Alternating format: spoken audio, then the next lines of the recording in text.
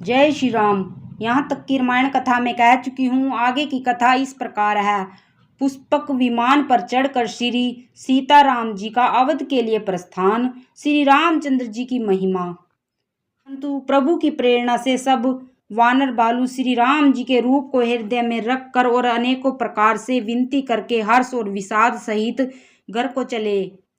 वानर राज सुग्रीव, नील, ऋक्षराज जामवन, अंगद, नल और हनुमान तथा विभीषण सहित और जो बलवान वानर सेनापति हैं वे कुछ कह नहीं सकते। प्रेमवश नेत्रों में जल भर भर कर नेत्रों का पलक मारना छोड़कर सम्मुख होकर श्री राम जी की ओर देख रहे हैं। श्री रघुनाथ जी ने उनका अतिशय प्रेम देखकर सबको विमान पर चढ़ा लिया। तदंतर मन ही मन विप्र चरणों में सिर नवाकर उत्तर दिशा की ओर विमान चलाया। विमान के चलते समय बड़ा शोर हो रहा है। सब कोई श्री रघुवीर की जय कह रहे हैं। विमान से एक अत्यंत ऊंचा मनोहर सिंहासन है। उस पर श्री सीता जी सहित प्रभु श्री रामचंद्र जी विराजमान हो गए। पत्नी सहित श्री राम जी ऐसे शोभित हो रहे हैं मानो सुमेरु के शिखर पर बिजली सहित श्याम मेघ हों। सुंदर विमान बड़ी शीघ्रता से चला। देवता हर्षित हुए और उन्होंने फूलों की वर्षा की। अत्यंत सुख देने वाली 3 प्रकार की वायु चलने लगी। समुद्र, तालाब और नदियों का जल निर्मल हो गया। चारों ओर सुंदर शगुन होने लगे। सबके मन प्रसन्न हैं। आकाश और दिशाएं निर्मल हैं। श्री रघुवीर जी ने कहा, हे सीते, रणभूमि देखो। लक्ष्मण ने इंद्र को जीतने वाले मेघनाथ को मारा था। हनुमान और अंगद के मारे हुए ये भारी भारी निशाचर रणभूमि में पड़े हैं। देवताओं और मुनियों को दुख देने वाले कुंभकर्ण और रावण दोनों भाई यहाँ मारे गए। मैंने यहाँ पुल बांधा और सुखधाम श्री शिव जी की स्थापना की। तदंतर कृपा निदान श्री राम जी ने सीता जी सहित श्री रामेश्वर महादेव को प्रणाम किया। वन में जहाँ तहाँ करुणा सागर श्री रामचंद्र जी ने निवास और विश्राम किया था। वे सब स्थान प्रभु ने जानकी जी को दिखलाए और सबके नाम बतलाए।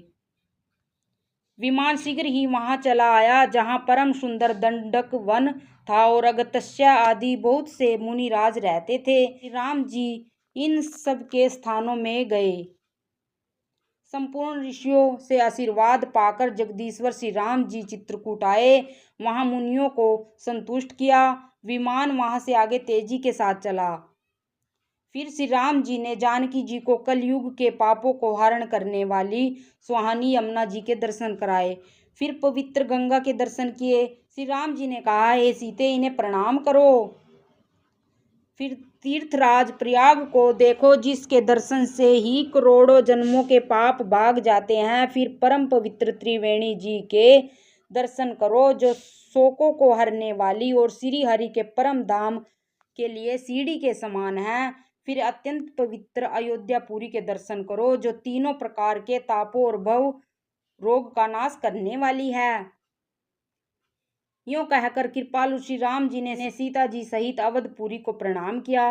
सजल नेत्र और पुलकित शरीर होकर श्री राम जी बार बार हर्षित हो रहे हैं। फिर त्रिवेणी में आकर प्रभु ने हर्षित होकर स्नान किया और वानरों सहित ब्राह्मणों को अनेकों प्रकार के दान दिए। तदंतर प्रभु ने हनुमान जी को समझाकर कहा कि तुम ब्रह्मचारी का रूप धर कर अवधपुरी को जाओ। भरत को हमारी कुशल सुनाना और उनका समाचार लेकर चले आना। पवन पुत्र हनुमान जी तुरंत ही चल दिए। तब प्रभु भारद्वाज जी के पास गए। मुनि ने उनकी अनेकों प्रकार से पूजा की और स्तुति की और फिर आशीर्वाद दिया। दोनों हाथ जोड़कर तथा मुनि के चरणों में वंदना करके प्रभु विमान पर चढ़कर फिर चले। यहाँ जब निषाद राज ने सुना कि प्रभु आ गए तब उसने नाव कहाँ है पुकारते हुए लोगों को बुलाया। इतने में ही विमान गंगा जी को लांग कर आ गया और प्रभु की आज्ञा पाकर वह किनारे पर उतरा। तब सीता जी बहुत प्रकार से गंगा जी की पूजा करके फिर उनके चरणों पर गिरी। गंगा जी ने मन में हर्षित होकर आशीर्वाद दिया, हे सुंदरी, तुम्हारा सुहाग अखंड हो। भगवान के तट पर उतरने की बात सुनते ही निषाद राज गुहू प्रेम में विवल होकर दौड़ा। परम सुख से परिपूर्ण होकर वह प्रभु के समीप आया और श्री जानकी जी सहित प्रभु को देखकर वह पृथ्वी पर गिर पड़ा। उसे शरीर की सुधि न रही। श्री रघुनाथ जी ने उसका परम प्रेम देखकर उसे उठाकर हर्ष के साथ हृदय से लगा लिया। सुजानों के राजा लक्ष्मीकांत कृपा निदान भगवान ने उसको हृदय से लगा लिया और अत्यंत निकट बैठकर कुशल पूछी। वह विनती करने लगा, आपके जो चरण कमल ब्रह्मा जी और शंकर जी से सेवित हैं, उनके दर्शन करके मैं सकुशल हूँ। हे सुखधाम, हे पूर्णकाम श्री राम जी, मैं आपको नमस्कार करता हूँ, नमस्कार करता हूँ। सब प्रकार से नीच उस निषाद को भगवान ने भरत जी की भांति हृदय से लगा लिया।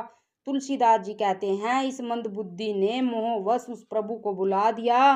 रावण के शत्रु का यह पवित्र करने वाला चरित्र सदा ही श्री राम जी के चरणों में प्रीति उत्पन्न करने वाला है।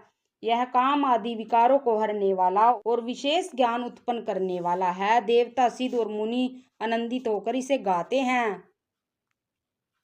जो सुजान लोग श्री रघुवीर को समर विजय संबंधी लीला को सुनते हैं, उनको भगवान नित्य विजय विवेक और विभूति देते हैं।